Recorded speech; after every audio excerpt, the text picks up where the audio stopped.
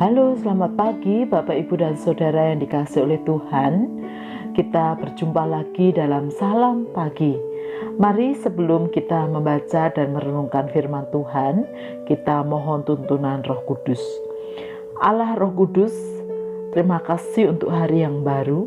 Dan sebentar kami akan membaca dan merenungkan firman-Mu. Kiranya Tuhan menolong kami. Di dalam nama Tuhan Yesus kami berdoa. Amin. Bapak, Ibu, dan Saudara, pembacaan firman Tuhan pada hari ini dari kitab Esra pasal yang ke-10. Demikian. Sementara Esra berdoa dan mengaku dosa sambil menangis dengan bersujud di depan rumah Allah, berhimpunlah kepadanya jemaah orang Israel yang sangat besar jumlahnya, laki-laki, perempuan, dan anak-anak. Orang-orang itu menangis keras-keras. Maka berbicaralah Sekania bin Yehiel dari Bani Elam, katanya kepada Esra, "Kami telah melakukan perbuatan tidak setia terhadap Allah kita, oleh karena kami telah memperistri perempuan asing dari antara penduduk negeri. Namun demikian, sekarang juga masih ada harapan bagi Israel. Marilah kita sekarang mengikat perjanjian dengan Allah kita, bahwa kita akan mengusir semua perempuan itu dengan anak-anak yang dilahirkan mereka, menurut nasihat Tuhan dan orang-orang yang gemetar karena perintah Allah kita. Dan biarlah orang bertindak menurut hukum Taurat. Bangkitlah, karena hal itu adalah tugasmu. Kami akan mendampingi engkau. Kuatkanlah hatimu dan bertindaklah." Kemudian bangkitlah Esra dan menyuruh para pemuka imam dan orang-orang Lewi dan segenap orang Israel bersumpah bahwa mereka akan berbuat menurut perkataan itu. Maka bersumpahlah mereka. Sesudah itu Esra pergi dari depan rumah Allah menuju bilik Yohanan bin Eliasib, dan di sana ia bermalam dengan tidak makan roti dan minum air, sebab ia berkabung karena orang-orang buangan itu telah melakukan perbuatan tidak setia. Lalu disiarkanlah pengumuman di Yehuda dan di Yerusalem kepada semua orang yang pulang dari pembuangan untuk berhimpun di Yerusalem. Barang siapa dalam 3 hari tidak datang, maka menurut keputusan para pemimpin dan tua-tua segala hartanya akan disita, dan ia akan dikucilkan dari jemaah yang pulang dari pembuangan. Lalu berhimpunlah semua orang laki-laki Yehuda dan Benyamin di Yerusalem dalam 3 hari itu, yakni dalam bulan ke-9 pada tanggal 20 bulan itu. Seluruh rakyat duduk di halaman rumah Allah sambil menggigil karena perkara itu dan karena hujan lebat.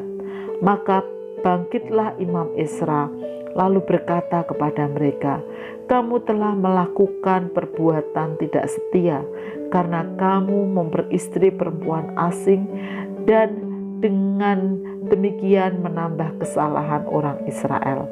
Tetapi sekarang mengakulah di hadapan Tuhan Allah nenek moyangmu, dan lakukanlah apa yang berkenan kepadanya, dan pisahkanlah dirimu dari penduduk negeri dan perempuan-perempuan asing itu." Lalu seluruh jemaah menjawab dan berseru dengan suara nyaring, "Sesungguhnya adalah kewajiban kami melakukan seperti katamu itu. Tetapi orang-orang ini besar jumlahnya, dan sekarang musim hujan, sehingga orang tidak sanggup lagi berdiri di luar.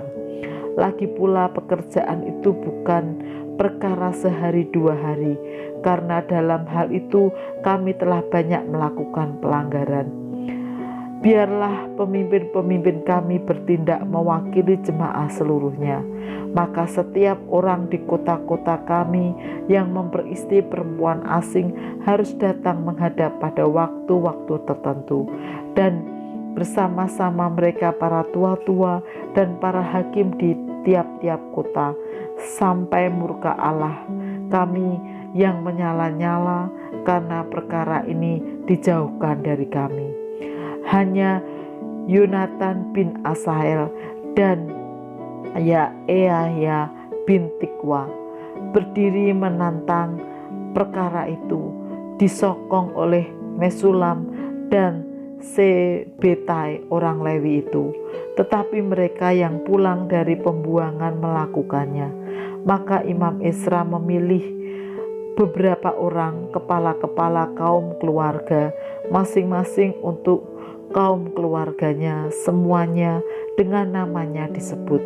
Pada hari pertama bulan ke-10 mereka bersidang untuk menyelidiki perkara itu, dan mereka menyelesaikan segala urusan mengenai orang yang memperistri perempuan asing itu pada hari pertama bulan pertama. Di antara kaum imam yang memperistri perempuan asing terdapat dari Bani Yesua bin Yosadak dengan saudara-saudaranya Maesya, Eliezer, Yarib, dan Gedalia. Dengan memegang tangan mereka itu berjanji akan mengusir istri mereka, dan mereka mempersembahkan seekor domba jantan dari kawanan kambing domba sebagai korban penebus salah karena kesalahan mereka. Dari Bani Imer, Hanani dan Sebaja.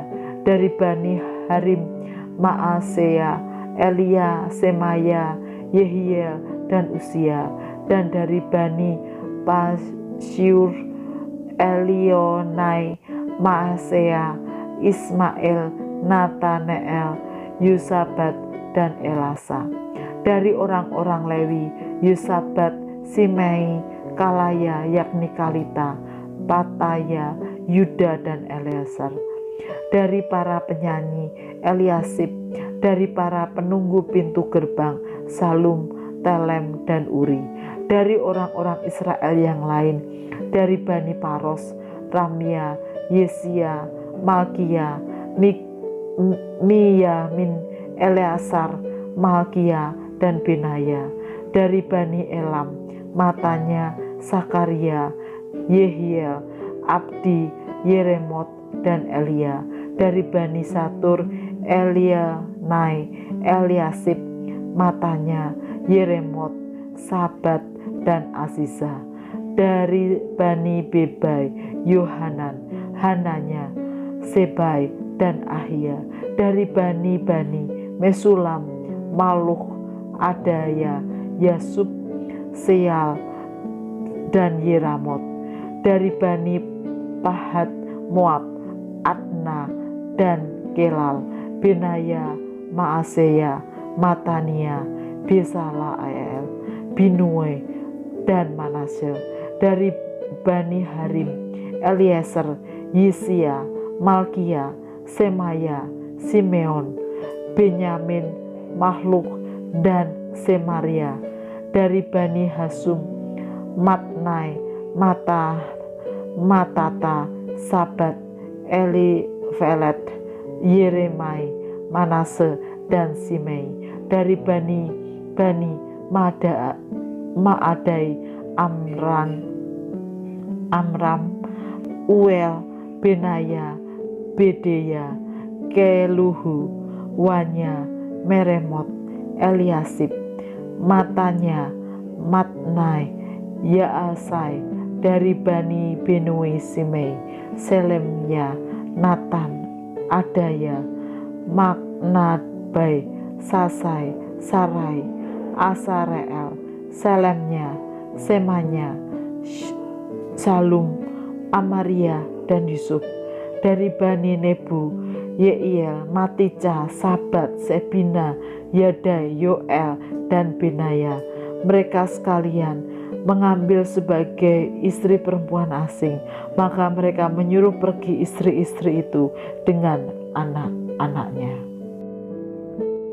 Bapak, Ibu, dan Saudara yang dikasihi oleh Tuhan, salah satu larangan yang ditegakkan secara disiplin di tengah kehidupan orang Yahudi atau Israel adalah menikahi perempuan-perempuan asing atau orang-orang di luar Yahudi atau Israel itu sendiri.